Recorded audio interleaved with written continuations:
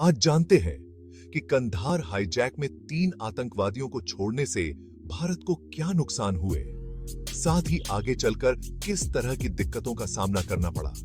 कंधार अपहरण 1999 के दौरान छोड़े गए 3 आतंकवादियों की रिहाई से भारत को भारी नुकसान उठाना पड़ा। ये 3 आतंकवादी मौलाना मसूद अजहर, अहमद ओमर सईद शेख और मुश्ताक अहमद जरगर भविष्य में कई आतंकवादी गतिविधियों में शामिल हुए, जिससे भारत और विश्व भर में सुरक्षा और शांति को गंभीर चुनौती मिली। इनके कारण भारत को कई स्तरों पर नुकसान उठाना पड़ा। मौलाना मसूद अजहर सबसे कुख्यात आतंकवादी था, जिसे कंधार अपहरण के दौरान रिहा किया गया। वो जैश-ए-मोहम्मद आतंकी संगठन का संस्थापक बना। उसकी रिहाई के बाद भारत में कई बड़े आतंकवादी हमलों को अंजाम दिया गया, जिनमें से कुछ प्रमुख घटनाएं हैं। 2001 में भारतीय संसद पर हमला, जो 13 दिसंबर 2001 को जैश-ए-मोहम्मद ने संसद भवन पर हमला किया, जिसमें 9 लोगों की जान गई और ये भारत की लोकतांत्रिक प्रणाली पर एक सीधा हमला था। 2016 में पठानकोट हमला। पठानकोट एयरबेस पर जैश-ए-मोहम्मद के आतंकवादियों ने हमला किया, जिसमें 7 सुरक्षाकर्मी शहीद हुए। 2019 में पुलवामा हमला। 14 फरवरी 2019 को पुलवामा में सीआरपीएफ के काफिले पर हुए हमले में 40 जवान शहीद हो गए। इस हमले की जिम्मेदारी जैश-ए-मोहम्मद ने ली थी। मसूद अजहर की रिहाई के बाद से उसकी गतिविधियों ने भारत में आतंकवाद को और बढ़ावा दिया, जिससे भारत को न केवल जान माल का नुकसान हुआ। अहमद ओमर सईद शेख ने रिहाई के बाद कई अंतर्राष्ट्रीय आतंकवादी गतिविधियों में भाग लिया। उसका सबसे बड़ा अपराध 2002 में अमेरिकी पत्रकार डैनियल पर्ल की हत्या थी। इसके अलावा ओमर सईद शेख का संबंध कई अपहरण और हत्याओं से भी रहा है। ओमर सईद शेख का आतंकी नेटवर्क अंतर्राष्ट्रीय स्तर पर फैल गया, जिससे भारत के अलावा दुनिया के अन्य देशों को भी खतरा बढ़ा। उसकी गतिविधियों ने भारत की सुरक्षा के साथ-साथ उसकी अंतर्राष्ट्रीय छवि को भी नुकसान पहुंचाया।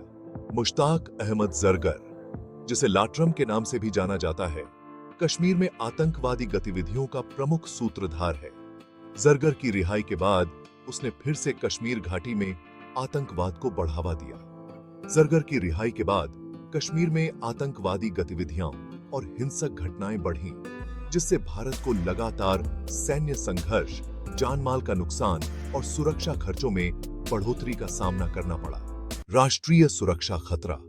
इन 3 आतंकियों की रिहाई के बाद भारत को आतंकवादी हमलों का सामना करना पड़ा, जिससे देश की सुरक्षा को गंभीर चुनौतियां मिली। संसद पर हमला, पुलवामा हमला और पठानकोट हमला जैसे कई बड़े हमलों ने यह साबित किया कि इनकी रिहाई से आतंकवाद का खतरा और बढ़ा। जानमाल का नुकसान। आतंकवादी हमलों में भारतीय सैनिकों और नागरिकों की जानें गईं। संसद हमले से लेकर पुलवामा हमले तक भारत ने सैकड़ों सैनिकों और नागरिकों को खोया। अंतर्राष्ट्रीय स्तर पर छवि। इन आतंकियों की रिहाई से भारत को अंतर्राष्ट्रीय मंच पर भी मुश्किलों का सामना करना पड़ा। इससे आतंकवाद के खिलाफ भारत की सख्ती को लेकर सवाल उठे और अन्य देशों के साथ संबंधों में भी तनाव आया। आर्थिक नुकसान।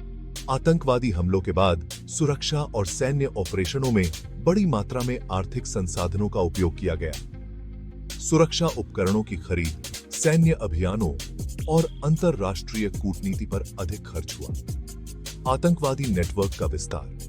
इन आतंकवादियों की रिहाई ने आतंकवादी संगठनों को और मजबूती दी, जिससे आतंकवाद का नेटवर्क दक्षिण एशिया में फैला। मसूद अजहर ने जैश-ए-मोहम्मद को संगठित और विस्तारित किया, जो पाकिस्तान स्थित आतंकवादी गतिविधियों के लिए बड़ा खतरा बना रहा। कंधार अपहरण के दौरान छोड़े गए 3 आतंकवादियों की रिहाई ने भारत को न केवल आतंकवादी हमलों का शिकार बनाया, बल्कि उसकी राष्ट्रीय सुरक्षा, अंतर्राष्ट्रीय छवि और आर्थिक स्थिति पर भी गंभीर असर डाला। मसूद अजहर, ओमर सईद शेख और मुश्ताक जरगर की रिहाई के परिणाम स्वरूप भारत को आतंकवाद से निपटने के लिए कड़े और कठोर कदम उठाने पड़े।